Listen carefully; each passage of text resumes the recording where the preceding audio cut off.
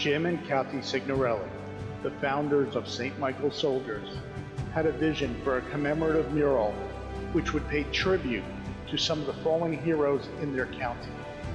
In October of 2020, local artists began creating Jim and Kathy's vision in the small rural town of Green Cove Springs, Florida. This beautiful work of art is a local landmark and a symbol of strength and healing. This film tells the stories of the creation of the mural and the featured heroes and their families. God bless them, and God bless all of our friends who made the ultimate sacrifice. This is their story. So one day my phone rang, and it was Sophie on the other line talking about a possible mural project in Green Cove Springs she was interested in doing. I called my friends Jim and Kathy Signorile, who are the founders, and told them I'd love the idea of doing a concept of a new mural in the downtown area, and did they have any ideas? Something that would represent St. Michael's Soldiers and the Homegrown Kindness Project. And Kathy and I had talked about the opportunity to give back to Clay County and maybe do that mural project, so we decided to meet Sophie at the coffee house in Green Cove. Working with them on concept, we all love the idea of the wings, we love the idea of an American flag, but they work directly with first responders in Clay County, and the idea of doing a memorial to some of the fallen officers was the priority for them. And we talked about the inspiration was the soldier with these American flag wings that came out to go across the whole wall. And we thought maybe we should add first responders and troops and some things that will bring our charity and the wall together. And then as time progressed, Kathy came back to the table and said, well, wait a minute, we could possibly add Bradley, Jeremy, Ben, and a canine, all that served in Clay County and passed while in service to Clay County. Hi, I'm Shelia Russell, and I'm here today because St. Michael's Soldiers has put together a beautiful wall. They had artists from the area come and paint it in honor of first responders, and my son Bradley Crouse was chosen to represent the military, and I am extremely honored and humbled and can't believe it. So we devised a plan, then we set out to put this big thing on this wall of the Dollar General there. And then we found out that we had a few logistical problems with the wall that we were going to go on.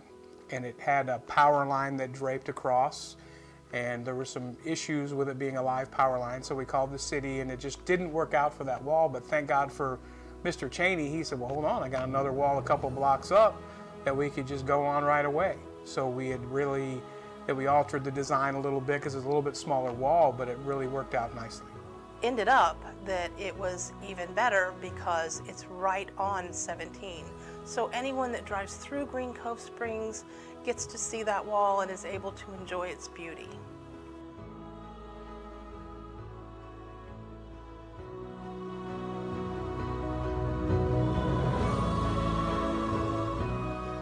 Hi, my name is Lori Cuberson, and I'm with Army Survivor Outreach Services. I'm a support coordinator for Shelia Russell, the mother of Sergeant Bradley Crouse, killed in action 4 March 2002. Bradley was with the 1st 75th Ranger Battalion out of Hunter Army Air Base in Savannah. He was one of the sweetest kids you would ever know. Very humble. He never wanted recognition, so the recognition he has gotten over the years since he was killed in Afghanistan, he would roll over in his grave. I think Bradley would feel very honored that he was represented, but he would be, since he never wanted recognition, it wouldn't be something he was after, but I do believe that he would be very honored, and especially when he saw the awesome job that the artists did, and knowing that he was up there with others who gave their lives in the line of duty too. I'm Doug Maddi. I was Sergeant Brad Crouse's platoon sergeant when he first showed up to the Army in his first unit, which was 1st Ranger Battalion here in Savannah, Georgia. I met Brad pretty much accidentally. Even though he was assigned to our platoon, he'd only been in our platoon about a day or two, and I hadn't really spent any time talking to him before we were tasked to do this evaluation that was, you know, kind of evaluating our physical performance, our sleep cycle, our mental performance. My name is Josh Walker. I was a close friend of Sergeant Bradley Croce's. We were assigned to 175 together. We both entered in the 90s, and we both were serving in 1st Squad, 1st Platoon, Alpha Company of 175. In 2001, we deployed in support of Operation Enduring Freedom to Afghanistan. We're based out of Bagram, Afghanistan. Hello, my name is Nate Self, and I served as Bradley Croce's platoon leader in the Rangers from 2000 to 2002. Already had in my mind I was looking for a new radio operator for the platoon, and so I was just kind of feeling them out to see if maybe this young guy who just arrived here would fit the bill for the job. And the job is the absolute hardest job. At that time, it was the hardest job any enlisted soldier could have in the platoon. Needless to say, I got a good feel for Brad, and at that point, I kind of had decided that he's the guy that's going to be the new RTO. He's got the absolute most responsibility. He's got to be the first one up. He's always the last one to go to sleep because he's got to take care of the platoon's equipment before he takes care of himself. And Brad did that, and he did it in spades. He was really good. And he had been chosen for that job because he was just a great Ranger. And because of that job, he was accustomed to monitoring the radio and the overall situation at a very high level. And he would be speaking on behalf of the platoon leader and coordinating with folks that were much higher ranked than him. So Brad had a viewpoint that was, and a perspective that was very mature for a young Ranger. Operation Anaconda had been going on for a few days when we got woken up on the night of the 3rd of March. Mission at the time was unknown. All we knew that there was a possible QRF mission requirement. QRF is a quick reaction force. When somebody needs help in a timely manner, that's when QRF will be notified, and usually they're on standby in some type of capacity with dedicated resources to get them to the mission area. So I would say the best example of his professionalism and his attention to detail I saw the day that Brad died. We Rangers were called out on a rescue mission of a Navy SEAL who'd been fallen into enemy hands in the middle of the night, and Brad and I were on the same lead helicopter. While we were inbound to the objective area, we lost communications with our trail helicopter, and part of their communications plan was to return. The Navy SEAL element had made the command decision to pull off the objective area due to overwhelming gunfire and enemy contact. Unbeknownst to us, we flew straight into that same exact objective area and immediately come under heavy machine gun fire and RPG fire, which the RPG fire is what disabled our aircraft, causing us to conduct a crash landing, hard landing into the snow top of the mountain of Takagar. An RPG entered into the side of the window, and we were still taking heavy machine gun fire when our door gunner was killed, and at that time we began exfilling out of the back of the aircraft. I also got out of the helicopter and began to fight with the other Rangers who had survived. And a few minutes into the battle, my weapon jammed and I couldn't clear the malfunction. It actually broke. As bullets were being riddled through the side of the aircraft and the RPG had entered the side and started a fire, we all began trying to get up on our feet and to exit the aircraft. At that time, I was shot in the head through my helmet and took shrapnel through the side, which I'll assume was RPG shrapnel that had exploded on the side of the aircraft. I ran out the back of the aircraft, and at that time I saw Sergeant Croce had been shot, and I immediately stopped and picked him up and flipped him over to try to get a status on him. And I just knew at that time that like he was dead, and I kept saying to myself, oh my God, he's dead, he's dead. So I ran back to the helicopter to get another weapon, and I happened to pick up Brad Croce's rifle. And I fought for 15 hours more using his weapon, and it didn't malfunction a single time that whole day. Brad Croce is a great man and a great ranger. His care of his own equipment, it set the standard for others to follow, and on that day, it kept me alive. I got called in March of 2002 that the platoon had been sent in to do a quick reaction force to go assist some fellow service members on top of a mountain, and that's when I got the word that Brad and Mark and Nathan were killed coming out the back of a Chinook. I remember the funeral. It was one of the more impressive displays of humanity that I had seen in my short life at the time. The streets were completely lined with human beings shoulder to shoulder holding up flags, signs, and support.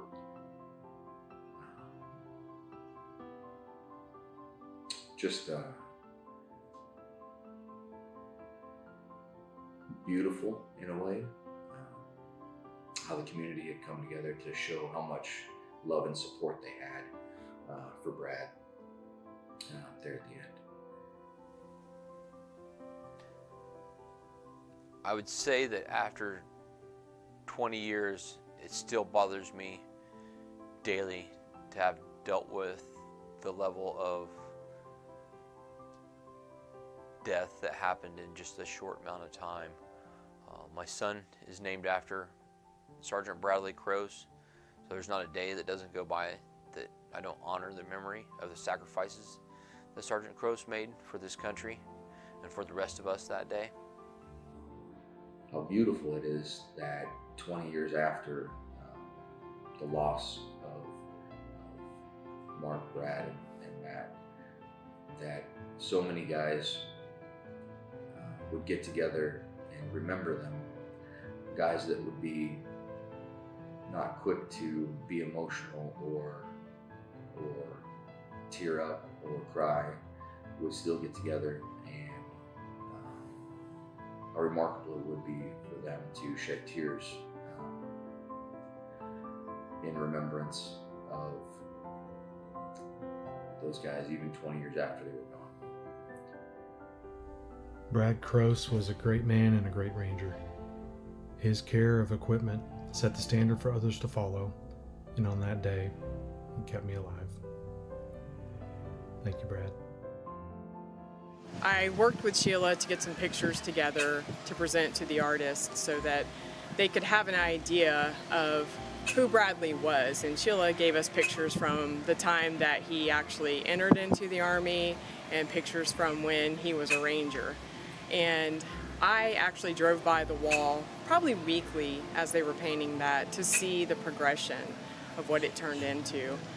And the first time that I saw it completed, I definitely got chills and emotional, because living in a county like Clay County, it's small, it's rural, but the community is a very loving and military-friendly community, and to know that, after almost 20 years, they still remember this young man from Clay County who put the uniform on for our country, for our freedoms, and was willing to give his life for us. And in the end, he did pay the ultimate sacrifice. But his family, they have to live with that every day. So it is important for us to remember the sacrifice that Bradley made, and to make sure that we take care of his family and let them know we're never going to forget. I was amazed. I got chills.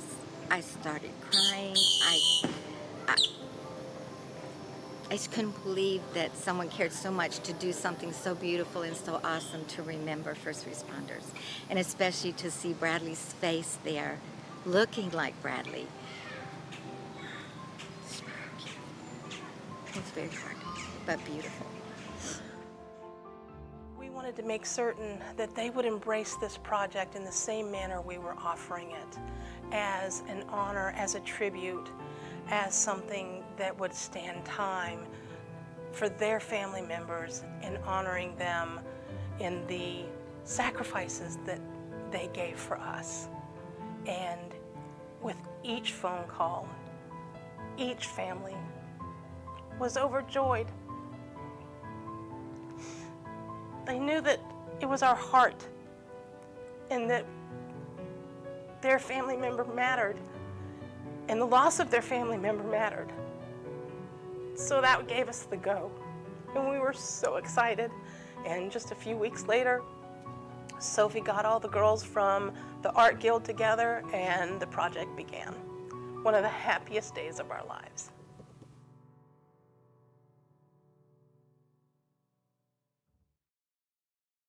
Hello, my name is Kathy Signorile, and I am the president and founder of St. Michael's Soldiers. St. Michael's Soldiers is very, very near and dear to my heart because we support our troops that are deployed, our troops that are local, and their families. In 2010, my oldest son, James, was in the Navy, and I would send him care packages to just help to try and brighten his day.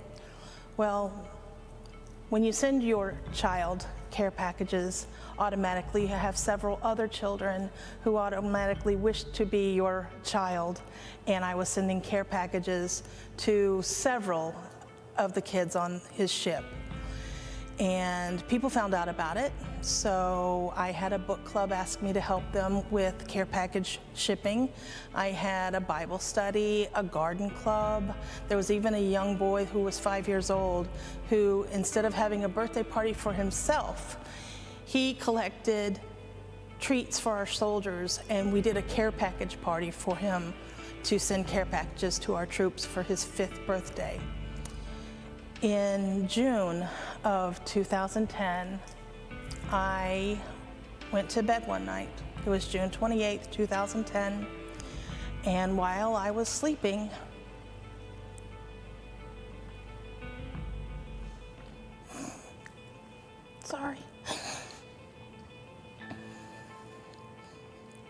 while I was sleeping, God came to me. And he told me that what I was doing was fine and good, and he liked it, but it wasn't what he wanted me to do. He wanted me to dedicate my life to the troops.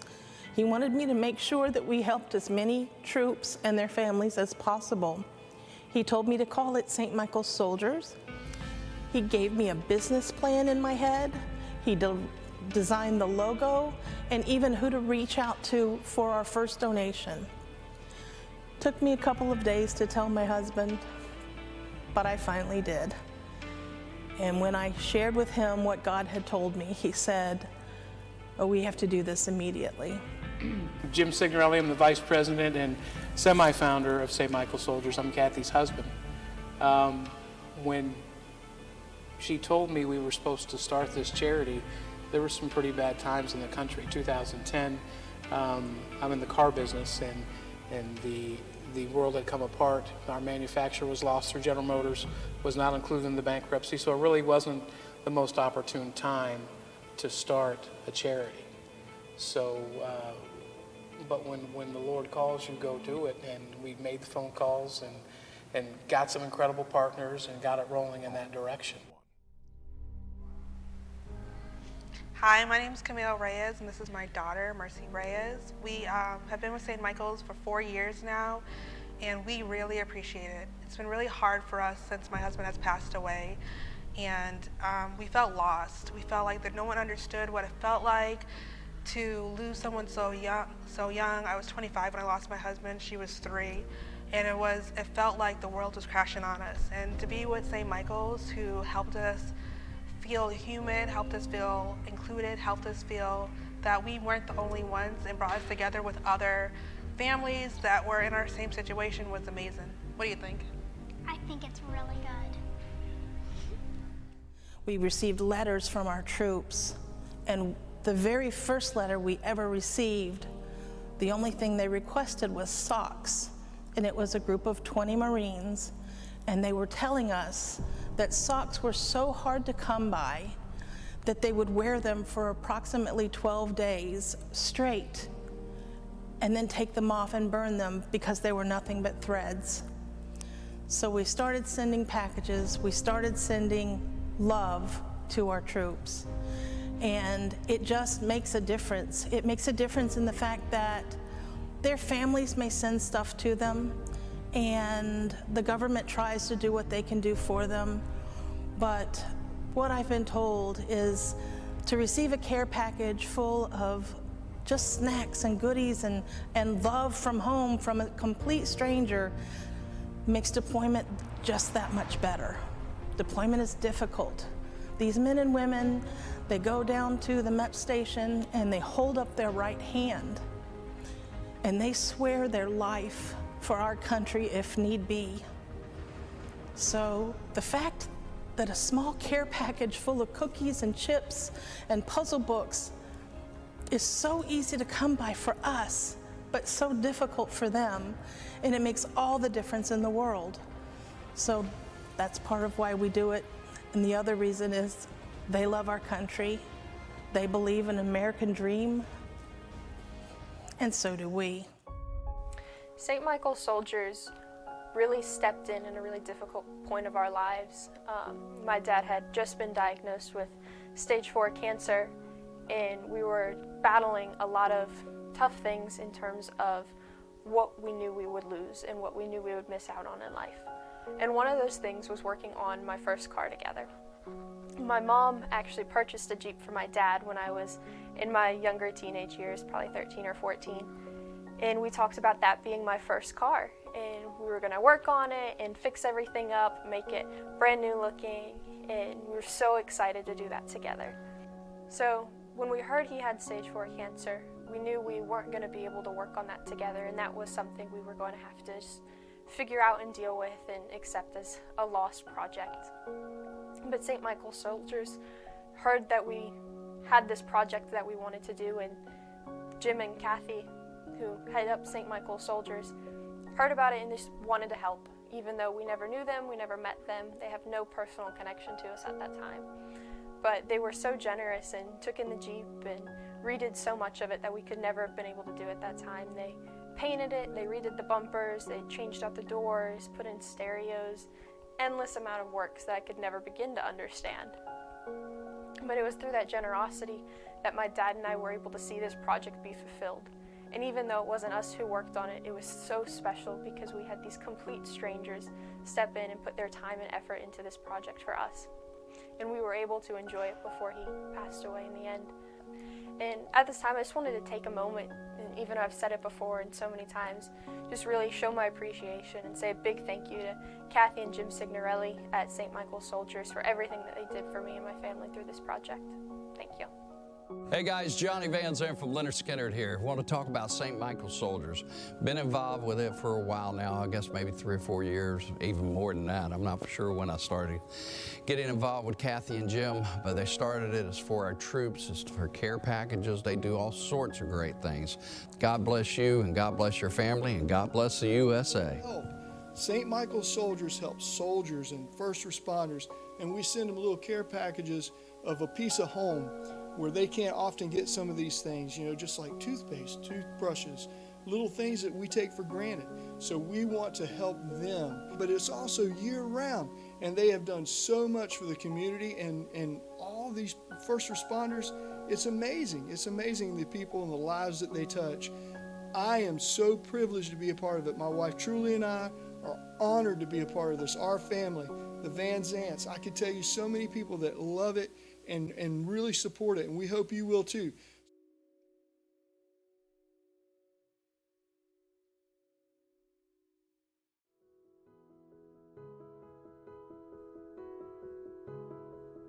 My name is Mark Mertz. I'm currently a sergeant with the Clay County Sheriff's Office. I've been employed with them approximately 15 years, and I was K-9 Rex's handler for approximately 6 years. I attended K-9 school in Scotland Neck, North Carolina, where Rex and I developed a pretty good bond. He was a dual-purpose dog. He was a patrol apprehension dog as well as a narcotics detection dog. We began our career together and we just clicked. I think towards the end of our career, we ended up having roughly 168 apprehensions, 36 bites, and countless drug arrests, and just all around great dog. I remember one case in particular. I got to the call. There was a home invasion. A guy had broke into a house, assaulted somebody, and then fled on foot. And I was the first canine on scene. I deployed my dog, and I searched and searched and searched. Couldn't locate the guy. We knew he was in the area, just couldn't locate him. I went back to this lieutenant. I said, "Can't locate him." And he said, "Well, I can tell you one thing. He's not here. Go find him." So we went out. We tracked and tracked and tracked. We were able to pick up a scent, and we found the guy. Ultimately, he was bit and apprehended, and it was a great feeling. So the bond we develop with these dogs is it's a great bond. We work with them 12 hours a day. They come home with us. They sleep at our homes, and ultimately they just become part of the family. Rex was one of those dogs that he grew up around my kids, and the kids loved him, and he loved the kids. He loved me, loved my wife. They would pull on his ears, pull on his tail, and the dog was very, very docile. He just wouldn't hurt anybody until you tell him to, which was good. It was a good, well-rounded dog.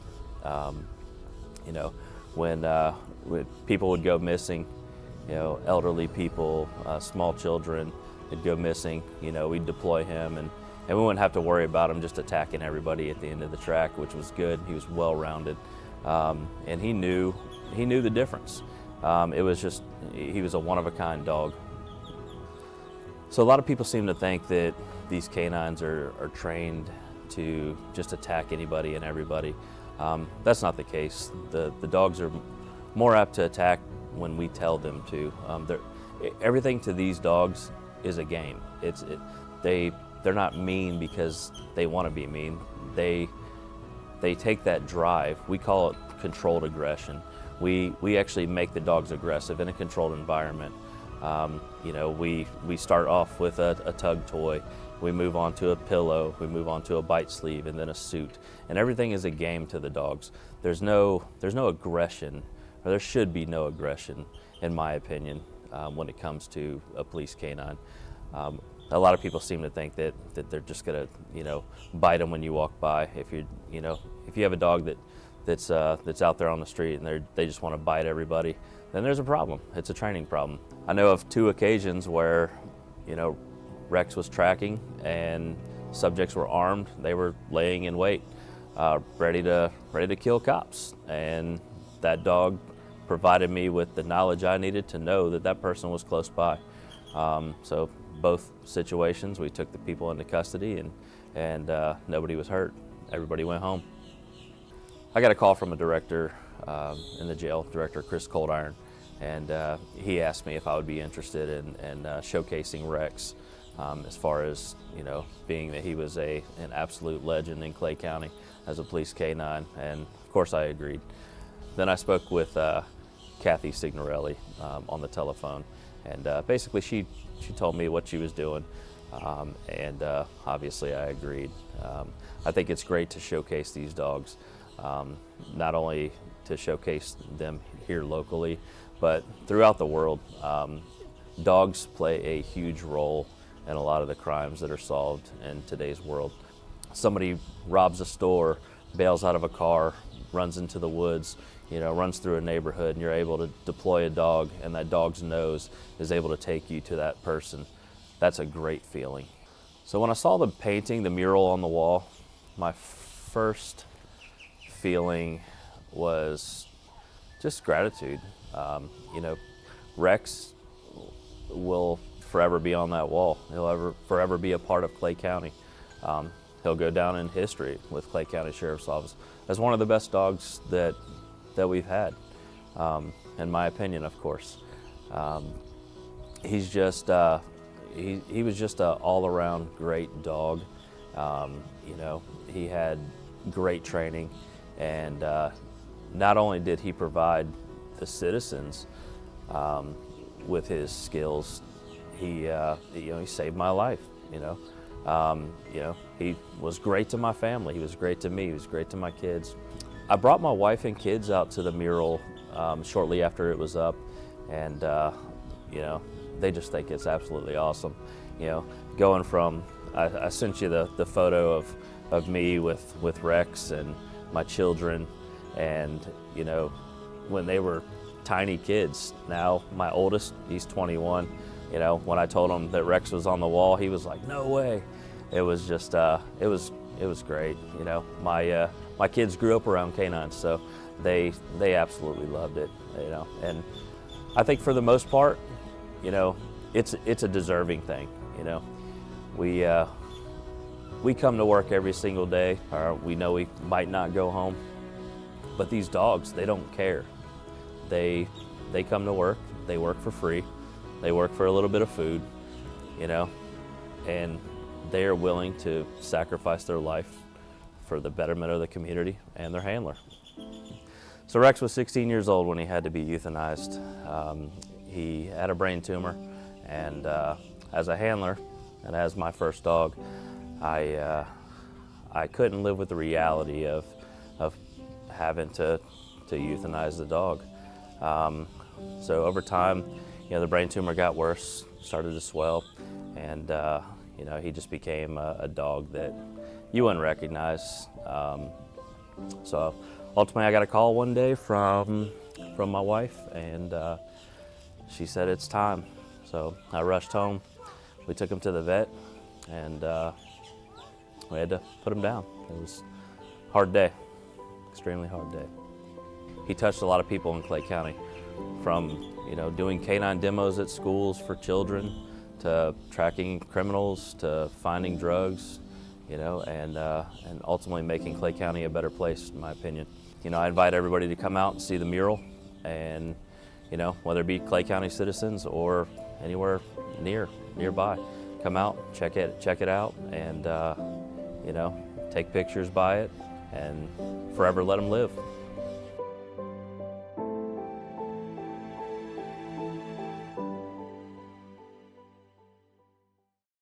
My name is Michelle Cook, and I'm the sheriff of Clay County.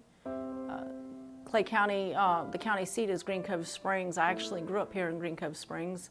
It's a small town, just over about 10 square miles, and the 2020 population census put us right about 10,000 people. So it's actually doubled in size since I was a kid.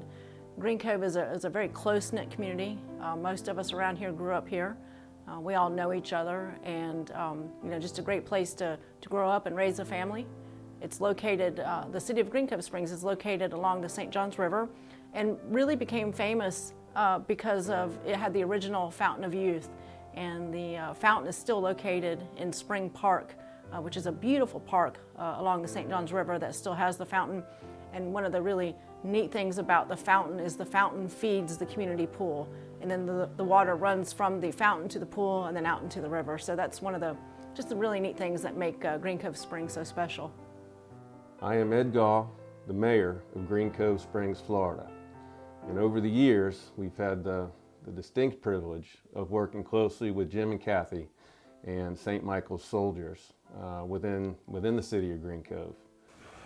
Then once the project was completed, having the honor of doing a dedication for the families, watching the families be so proud, the city officials overjoyed with the fact that this new mural was not only in their town, but made a statement of who that town was. It was an incredible experience, and I feel lucky to be a part of it. This mural is a gift. Just having the opportunity to see it on a daily basis brings to mind the sacrifices made by those in uniform.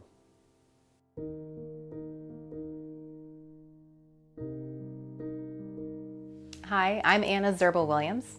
I am the wife of the late Deputy Ben Zerbel, who was part of the Clay County Sheriff's Office. When Kathy and Jim approached me with the idea of the mural dedicated towards fallen officers, I thought it was a great project. I love the fact that they wanted to honor Ben on that, and was happy to provide them with some pictures for it. I tried very hard not to drive down Highway 17 in Green Cove while they were creating it because I didn't want to see it until it was finished. And when I did see it, it stopped me in my tracks because it looks so much like him. It has his smile, it has his stance. It's the Ben that I always knew. You know, as the head of an agency, anytime there's a loss, you know, especially a tragic loss like Deputy Zerbel, and knowing that he was thought of so highly in the Clay County Sheriff's Office, and a lot of people considered him their little brother, and to have the mural up there with his face on it and his likeness really, and for us, is therapeutic in many ways. I know a lot of the guys will go down there just to visit the mural. There's a couple of restaurants and a coffee shop nearby, and they'll go have lunch or go get a cup of coffee and you know, walk around the corner and you know, look at Ben and remember all the good times they had with him. So in many ways, this has been part of the healing process for the members of our agency, having this beautiful tribute right here near our headquarters. My name is Charles Goldsmith. I work with the Clay County Sheriff's Office. I'm currently assigned to the Traffic Division Motor Unit. Ben Zerbel was my partner in that unit. We worked the same shift and up under the same supervisors. My name is Jimmy Stonecker. I'm a Deputy Sheriff with the Clay County Sheriff's Office.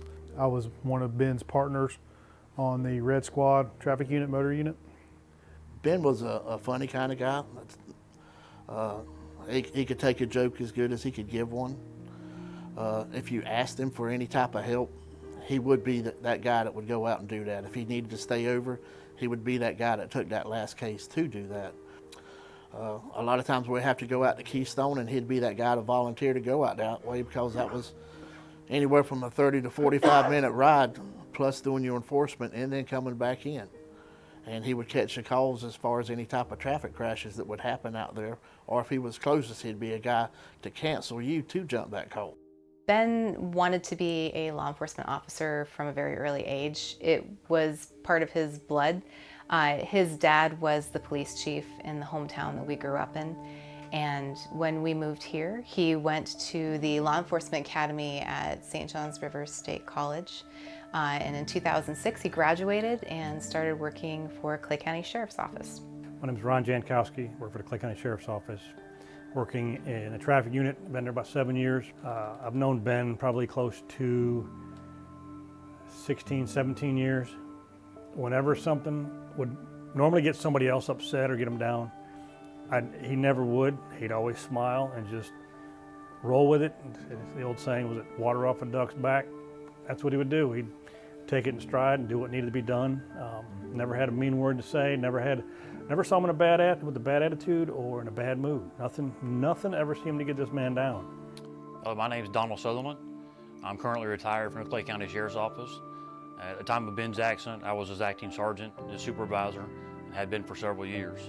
Known Ben for quite a while. Ben's always that person if you came to work, had a bad day or bad night, or Ben's always that person that had a smile on his face that would cheer you up no matter what. Ben was someone who was full of life and energy. He was always doing something. If he wasn't helping out with work or working off duty, he was always trying to plan a new Ford Bronco to restore in our garage. He loved his family, loved myself and our son, and was just someone that could bring a smile to your face just by him entering a room. He's probably one of the most smiley sheriff's officers I've ever met, and you can see that in the mural that is painted in Green Cove Springs, because the pose that he's in for that mural is actually one that he stood in every day when he was on the job. That partial smile on his face, and at the same time, his hands kind of at his sides, ready to listen to what people had to say and help at the same time. Ben was on a Harley Davidson at first with the sheriff's office, and in 2015 was actually involved in an accident on a wet side road while following someone he was trying to stop. I was working that day on Ben's first accident. I was actually in a car that day, but I did go to the scene where he was at. I think right before I got there, he was being transferred away, but you could see where he was going into a curve, and he was probably a little bit fast. He didn't judge the curve correctly. Ran off the edge of the road. He tried to correct, but by that time, it was too late. He rode it out. But unfortunately for him, there was a driveway there, and he caught that driveway, and it turned into a ramp, and then he was skyward. Broke his hip, his pelvis, and also his shoulder, and ended up in a wheelchair for 3 months. And at one point in time was told that he was never going to walk again. And that prognosis went from never walking again to walking with a limp, to by the time he had been through 3 surgeries and a hip replacement, he was back to only a 7% disability. And that has a lot to do with Ben's positivity and his attitude that he had throughout his entire life. He was determined that he was going to get back to where he was. He wanted to get back to work. He wanted to get back to life. And he wasn't going to let anything stop him. And he would go into physical therapy every day with a smile on his face, and he would make everyone else in the room light up. And he just had a way of doing that with people. And he wanted to come back to work and wanted to come back to the motor. And I said, you know, it's not only up to you, it's up to Anna too. I mean, our spouses take more of this job than, sorry. We don't give our spouses enough credit in this job. They go through quite a bit. And I said, make sure Anna's okay with you going back, because she'll worry about you every day. And he said, we've had that talk and we're good. When he come back from his first crash, you know, he loved motors. And I will tell you this. So my crash, I was in the hospital, and he would come up there, he would walk with me through the hallways in the hospital, and he would spend hours with me trying to build me back up. Good guy. Ben made a almost completely full recovery and ended up back with work at the sheriff's office. And when they asked him if he wanted to continue with traffic, he of course did, because that was his passion and his favorite thing to do. They put him on a BMW motorcycle this time, which he absolutely loved. And then in 2018, 3 years almost to the day of his first accident, he was on his way responding to part of a call, and a driver turned left in front of him on Blanding. When Ben crashed, his radio came off and hit the ground and keyed up. And they kept calling him, 662, are you okay? 662, are you okay? At that point, I believe a citizen came over the radio and said, you got a motor down. You hear some static over the radio, not sure what it is at first. And you hear HQ calling for Ben, no answer, no answer. And about that time is when somebody said there was a motor down. I was mad at Ben for a split second or two, because we just got through this crash with him and all that. And then it dawned on me that he was down. So at that particular point in time, you know, me and Ron went code 3. And on my way there, I was hoping that maybe Ben put his foot down and the bike just slid over, that he was going to be all right when we arrived. But when we got there, that wasn't the case. He hit the trailer that the truck was pulling head on. And unfortunately, that one ended his life. Even though that was Ben, you got a job to do. So people was coming up to me, what do you need me to do, Charlie? What do you need me to do? I need that road shut down. I need this parking lot shut down. I need to keep everybody out of this is not part of rescue. The intersection itself, it looked like a bomb had went off. There was motorcycle debris everywhere, paperwork everywhere, Ben's personal items throughout that whole intersection. So after they marked their scene and we started cleaning up, one of the things that I did is I picked his helmet up, which was severely damaged, and placed it in a paper bag. But also, along looking for his items was a small traffic cone, and that's what this tattoo represents. But Ben's son gave him a very, very small traffic cone, and Ben would put that on his motorcycle, put that in his car with him. How I found it, I have no clue. But after you're sitting there and you start picking up the guy not an hour or two ago that you was eating breakfast with and working a case, then it starts sinking in of what's going on. And so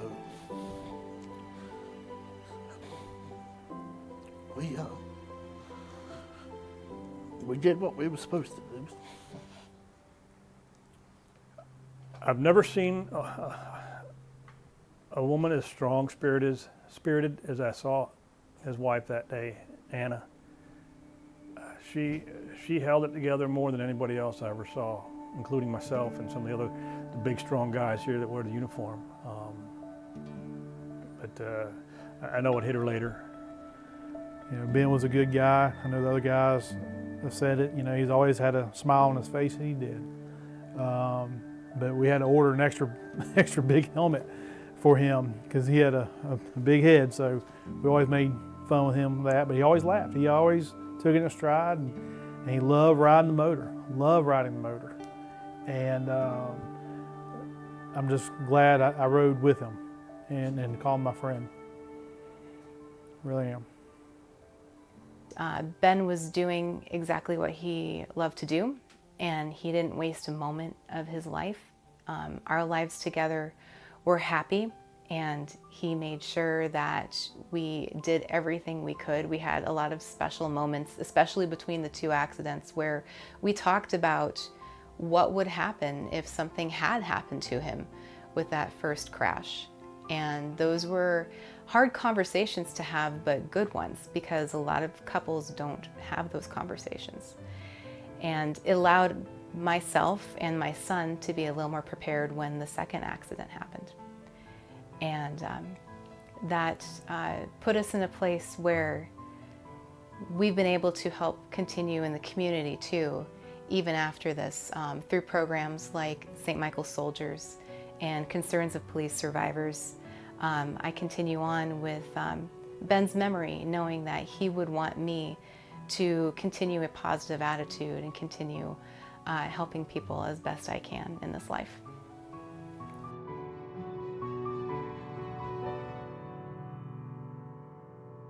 So when we started on the mural, we took Sophie's concept, her drawing, and we gridded it and transferred it to a very tall wall. We're able to use a scissor lift, which was fun, working with some equipment. Got it penciled in, chalked in, and then painted, roughed in the stripes. Placing the stars was interesting. We made a template of a star and did a little bit of math, and that's not my strong suit, but it worked, and got the stars put up. I had a lot of volunteers painting the stripes, and then we did the stars on the scissor lift because that wasn't everyone's cup of tea. Then once that was done, we had Kim come in and paint the faces of the fallen heroes that the bodies had been painted by other artists, but she's our specialist in portraits, so she was the first one to come to mind to do that particular part of it. Hi, I'm Kim Hinkle. I'm a portrait artist. I'm a member of the Art Guild of Orange Park. I got a call from Sophie Dare Baptiste, asking if I was interested in helping with the mural that was going to be down in Green Cove Springs to honor the fallen heroes of Clay County. I said, sure. So I came down. It was a windy day. It was really windy, and it was chilly, but it was such an honor. So I started painting, She handed me photos of some of the fallen. That whole process of going from the original concept on paper to gridding it up on a wall this size and watching the whole thing come to fruition as a reality is so exciting as an artist. I got to paint I'm more of a workhorse kind of person, and I got to paint the St. Michael's emblem, the shield with the soldier on it, which was a lot of fun, and part of the plaque mentioning their names because I love to do lettering. That was one of the last parts that we did. Sophie is very carefree, her style is very loose and free, and so she did the angel wings in a lovely style. I had been gone for a few days and came back and they were done, and they were just gorgeous. So we got the logos painted after we got the stripes and the angel wings done, and everyone kind of did their little part for whatever their specialty happened to be, and got it done. So the process took us about 5 weeks. It really probably would have been 2 weeks, but we were really dependent on the weather and a lot of different weather changes from too hot to too cold. You know, here in Florida, just raining a little every day, and within 5 weeks we were able to get the project completed. And I just felt honored to paint the fallen. That's what I do for a living. For 30 years I've been painting memorial portraits, and so I really was honored to paint them. And I paint dog portraits, and so also there's a fallen dog. I was just elated to try to make them look as close as I could with house paint. It was an honor, and then I got to meet some of the family, and they recognized him right away, and tears started to flow. It was a really nice moment.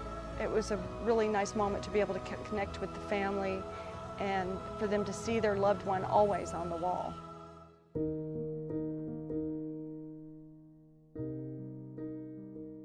I am Tanya McKay. I was married to engineer paramedic Jeremy McKay. He was my husband. He was with Clay County Fire Rescue for about 14 years. We had met in December 1995. We got married in November of 1998. And he was in the Marine Corps at the time. And several years after he got out and we got married, he joined Clay County Fire Rescue and was there for 14 years. We were married for 21 years before he passed away from occupational cancer. We have 3 children who are, as of today, 20, 14, and 7. Hello, my name is Evelyn. I am 7 years old. The first bit of information that I would like to share about my dad is that when he died, he was only 45 years old. He had stage 4 stomach cancer, and it was a very sad time. But my mom told me that just be happy, but still remember him. And it was just super sad that he died. Hello, I'm Addison McKay. Jeremy McKay was my dad. I was definitely closer with him than I am, or even was with Mom. No offense to her. We were both kind of dweebs about the same sort of stuff.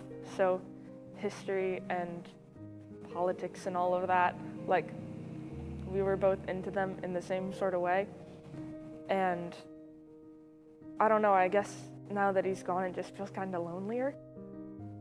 My name is Tegan McKay. I'm the eldest daughter of Jeremy McKay. I have a lot of memories of my dad. He was definitely my best friend, and feel that loss every day of that missing your best friend. But we were so close that in my young teenage years, every time I was with him, I wanted to do everything with him instead of other friends or family. We were given this diagnosis after a visit with his primary care physician. He virtually had no symptoms and was told that he was going to be terminal. There was no way for us to fight this cancer. We were just going to try to buy him some time to be with my children. At the time, the ages were 16, 11, and 3. He fought the cancer for 14 months and passed away November 27th of 2019, 6 days after we celebrated our 21st wedding anniversary. Hello, my name is David Kirkendall. Currently, I'm a battalion chief of Clay County Fire Rescue in Florida, but we're here to talk about my friend Jeremy McKay. I've known Jeremy for many, many, many years. When I first met Jeremy, we were up at Station 18, a very long time ago. I can't even begin to tell you how many years ago. Being firefighters, we always have some great stories around the fire station. One of the best stories I can remember with Jeremy is that we were at the station one day and we decided we wanted to have a prank for the next oncoming shift. So Jeremy decides, he's a very smart guy, very ingenious. So he takes a rat trap, a big rat trap, and he takes one of those little like quarter cup measuring cups. He mounts it on the rat trap, puts a little piece of rope on the rat trap, so when it sets off, it only comes up halfway. So we put powder in it, we put shaving cream in it, you name it, we put it in it. Flour in it. And we would set it around different places in the fire station, and we tie a little tiny rope after we set it to a door handle or across an opening or something like that. In the refrigerator. I actually have a picture of me, the rat trap works. I was the first one to get flour all over. It was the greatest thing ever. And that rat trap went on for like 8 years of getting people over and over again. So a lot of people got to enjoy that one prank that started out one day while we were just bored at the fire station. They took him to this little white building of some sort. And I don't know what it's called because I only watched them put him in there. And now he's in heaven, an angel watching over us, and he's just keeping us safe with God. I really miss my dad. In his short time fighting the diagnosis and the disease, which is stomach cancer, we were able to go to Washington, D.C. and speak with representatives from the state of Florida to try to get additional funding for cancer research. We were also able to spend some time in Tallahassee and try to help propel the movement that they had already established with getting firefighter cancer recognized as a line of duty, death and or injury. And the law was passed in January of 2019, just a few months prior to Jeremy passing away. Shortly after Jeremy passed away in November of 2019, we came along the Advocacy Day for 2020. I was able to bring my 2 older children with me to Washington, D.C., and they got to experience what it was like to be able to go speak to our representatives and our Congress people and explain to them the need for additional funding for stomach cancer. Since then, we've had a pandemic, and now those meetings occur virtually, so I was able to attend last year virtually and again this year.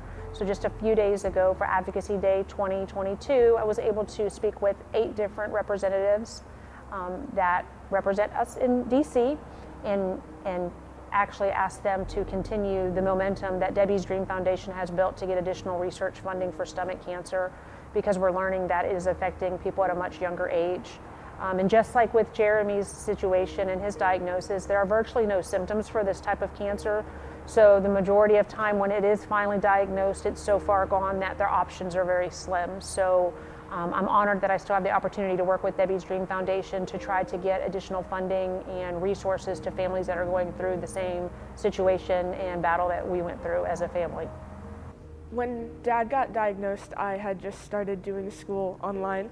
So we were home just like us a lot of the time, and he always helped me out with schoolwork because I got overwhelmed a lot, especially when I was online.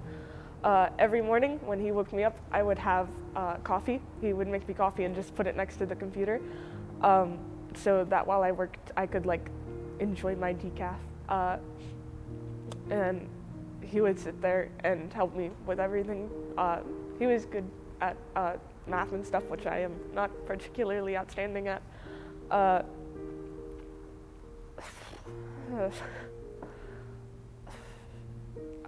got to spend a lot of time with him while he was sick. Definitely more than Mom, because she was still working for a lot of it, especially towards the beginning. But for most of the early parts of it, it was him and I a lot. Yeah, I'm glad I got to have him while I did. We had a lot of plans that we wanted to do. We said when I moved out and got a big house that I would make a movie theater room for us and he could stay there whenever. Mom was driving him nuts. so he could stay and watch movies with me whenever. Unfortunately, he is not going to get to see that happen, but there was definitely a lot of good times. I remember one day, it was after he was sick, and we knew it was terminal at that point. We were talking about the funeral service and how that would go, and I threatened to play a song that he absolutely hates, because when we were moving houses, it played every hour on the hour for weeks straight. And he threatened that if I played that song at his funeral, he would come back and haunt me for the rest of my life. But not like the slamming the cabinet doors or breaking glass. No, he was gonna mess with all the Wi-Fi in the house, in any house that I went to. But one day, one day the song played in the car. The Wi-Fi didn't work for 3 days. We were able to have a surprise wedding 6 days before he passed away on our anniversary, our 21st wedding anniversary. So he thought we were just going out to dinner, and he walked into a room full of his firefighter family and our friends, and we got to renew our vows. And he got to eat really good food that night and enjoy all the hugs and all the loving, and so many people got to say goodbye to him, and some wonderful memories were made that day. And then 6 days later, on November 27th of 2019, the day before Thanksgiving, he took his last breath.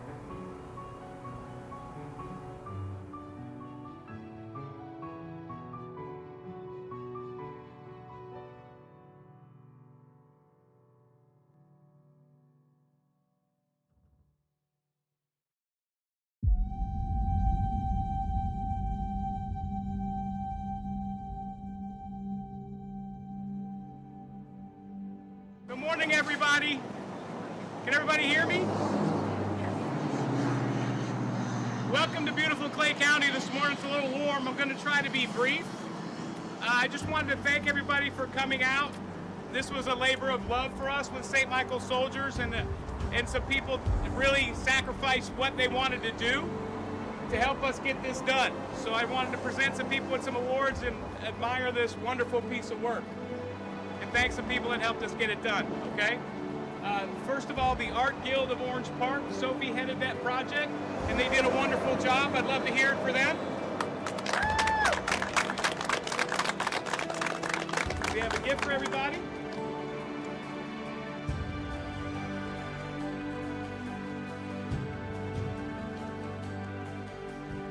And again, without Mr. Cheney donating the wall and helping us get it ready and prepped and sealed and everything else, there is no mural, so thanks to Mr. Cheney.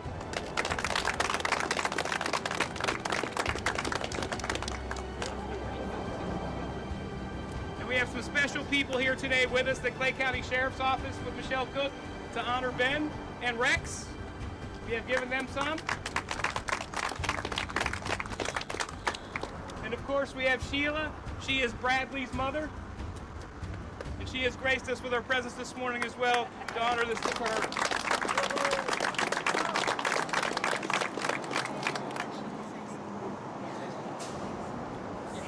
Go ahead. I just want to thank them. Kathy and Jim are so wonderful. They do so. That is my outside voice. But they're so wonderful. They do so much in the community. They do so much for our soldiers, and when they are away and when they come home, they send thousands and thousands of boxes of food and cards, and they've got the biggest hearts. And this is amazing.